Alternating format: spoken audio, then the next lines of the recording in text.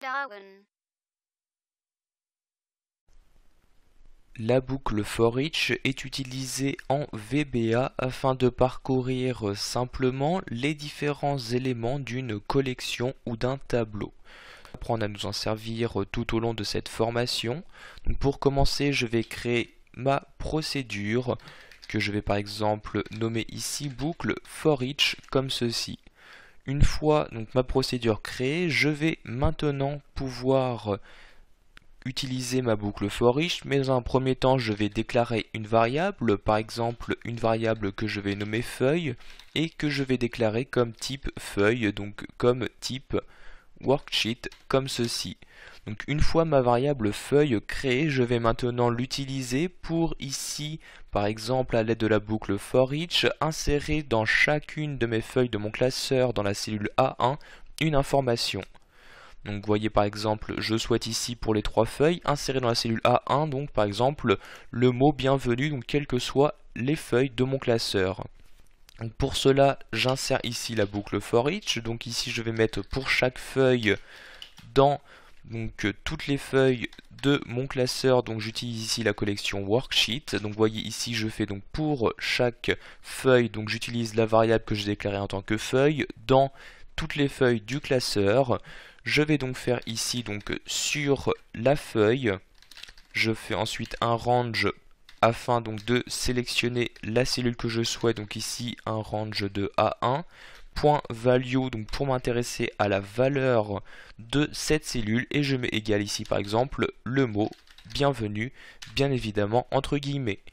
Ensuite, je vais donc ici devoir boucler ce for each. Pour cela, je fais un ex comme pour toute boucle for et je vais préciser donc quel élément je souhaite boucler. Je souhaite boucler donc ici la variable feuille pour que le programme puisse correctement donc passer d'une feuille à une autre.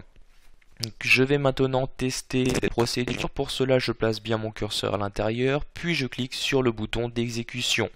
Si je retourne maintenant sous mon classeur, comme vous pouvez le voir sur la feuille 1 se trouve bien le message de bienvenue. Je clique sur la feuille 2 également, sur la feuille 3, vous pouvez également voir donc que cet élément est bien apparu. Si je crée maintenant une nouvelle feuille, vous pouvez voir que pour le moment il n'y est pas. Je retourne sous VBE, je réexécute cette même procédure, je retourne sous Excel. Et maintenant je suis bien sur la feuille 4 et comme vous pouvez le voir dans la cellule A1 de cette feuille, il y a bien donc le mot bienvenue qui a été correctement inséré, toujours à l'aide de notre même procédure. Nous allons maintenant retourner ici sous VBE et créer une seconde procédure que je vais ici nommer boucle for each 2 comme ceci. Dans cette procédure, nous allons maintenant par exemple demander donc l'insertion d'un certain mot à l'intérieur de toutes les cellules de notre sélection. Donc pour cela, je dois d'abord déclarer une nouvelle variable en tant que cellule. Donc ici, j'utilise le mot range pour déclarer ici la variable cell en tant que cellule. Et ensuite, donc, je refais ici une boucle for each. Donc ici, pour chaque cellule de ma sélection, donc ici as, donc pardon, pas as, mais in selection. Donc ici j'écris sélection, donc pour chaque cellule de ma sélection, je souhaite ajouter une valeur, donc ici je mets cell.value est égal à, par exemple je vais mettre bonjour comme ceci. Je termine ensuite la boucle à l'aide du next et je précise donc quelle variable je souhaite boucler. Il s'agit ici cette fois-ci de la variable cell qui correspond donc à une cellule. Je vais maintenant donc ici retourner sous Excel, sélectionner par exemple ces différentes cellules, je clique ici sur macro, je cherche ici donc ma procédure boucle for each 2, je clique sur exécuter et comme vous pouvez le voir, juste pour les cellules présentes dans ma sélection, il y a bien donc le mot bonjour qui a été inséré donc dans les endroits souhaités.